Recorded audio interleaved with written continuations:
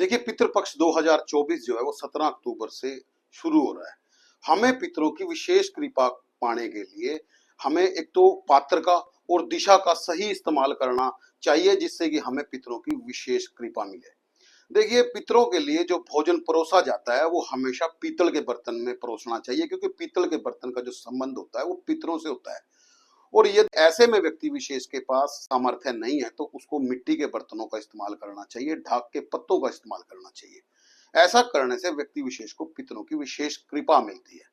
देखिए, इसके अंदर जो भोजन बनाने की व्यवस्था है वो पीतल के बर्तन के अंदर ही करनी होती है, लेकिन ऐसा संभव ना हो तो ऐसे के अंदर व्यक्ति विशेष को कम से कम मीठा भोजन जो है जिसका पितरों से खास संबंध होता है उसको हमेशा पीतल के बर्तन में ही बनाना चाहिए, मिट्टी के बर्तन में ही बनाना चाहिए, क्योंकि ऐसा करने से पितरों की विशेष कृपा व्यक्ति विशेष के पास आती ही है।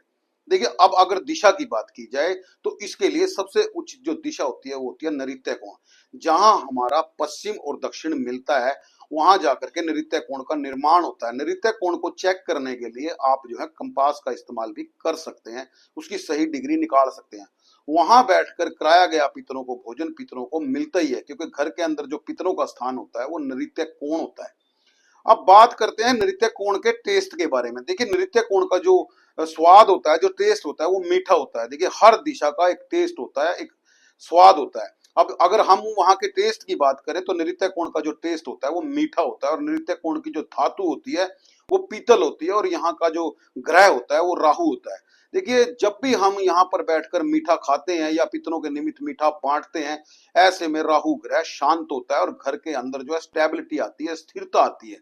तो ऐसा करने से अगर वैसे भी रूटीन के अंदर यदि व्यक्ति यहाँ पर मीठा खाए या मीठा बनाए या मीठा परोसे तो घर के अंदर जो है नैऋत्य कोण मजबूत होता है। ऐसा करने से पितरों की विशेष कृपा व्यक्ति को वैसे भी मिलती है।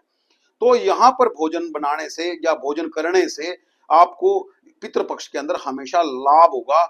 यहाँ पर करवाया गया पितरों के निमित्त जो भोजन है व्यक्ति विशेष को 100% लाभ देने वाला होगा। फिर भी यदि किसी व्यक्ति के पास यहाँ पर भोजन करवाना संभव ना हो तो ऐसे में उसको सिर्फ उत्तर पूर्व दिशा का ही चयन करना चाहिए। पितरों को भोजन जो है उत्तर पूर्व दिशा के अंदर करवाना चाहिए।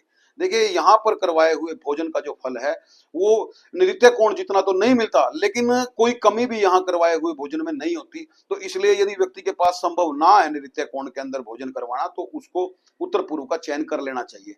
लेकिन जो सबसे बढ़िया दिशा इसके अंदर मानी जाएगी वो नृत्य कोण ही मानी जाएगी।